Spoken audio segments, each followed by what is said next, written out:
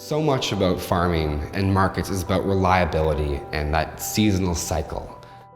So the biggest disaster, like every other sector when the pandemic hit, is first off, farmers lost fully a third to half of their customers. Farmers markets, their kind of last holdout, they shut down immediately as most cities and towns just put a halt to all community gathering.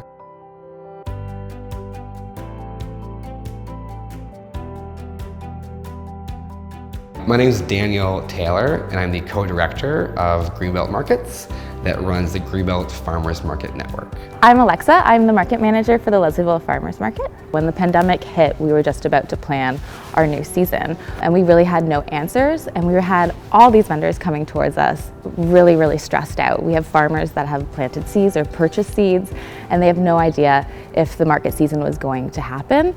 As we watched markets not be able to open, we went from this long-term community development organization to how do we all of a sudden find a whole new way for farmers markets to operate and function in a matter of a few weeks. We essentially partnered with a local tech company to provide dozens of free online market spaces for each market and all their vendors. Hi, I'm Jyoti Cooner from Cooner Farms. I currently help the farm with planning their seasons, helping with their inventory, and also with their marketing. When the pandemic hit, it was a little scary at first. We have a pretty small farm and a little farm store, so what we ended up doing was reducing our hours, reducing the amount of customers that could visit. Then we were presented with the option to go to online selling, which really kind of made up for those losses that we had to face.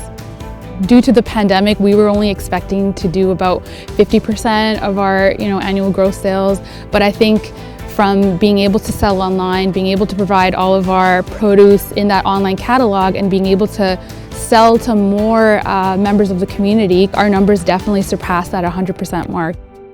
We got to provide a new way of markets operating. So from switching to just being in person, cash in hand, we got to now open up this new area that was really helpful for people that already maybe had social anxieties that didn't want to come into the market. And then specifically with COVID, it really helped those customers who just could not take that chance of coming to an in-person market.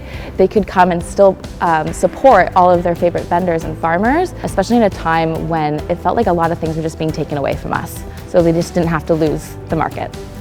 So the hard impact was hundreds of farmers and dozens of markets got to operate throughout the pandemic when otherwise they couldn't. We can think about the future use there when we have climate disruptions, when we watch our global food system, which is so fragile, all of a sudden become disrupted and shelves become bare for certain things. People saw consistency there in local farmers. And really what we're talking about is, whether it's a farmer's market or a website or a storefront, we're looking at how do we create ways for us as people that live in cities and towns to connect with the farmers that live just next door to us. And that made a vehicle for that to happen.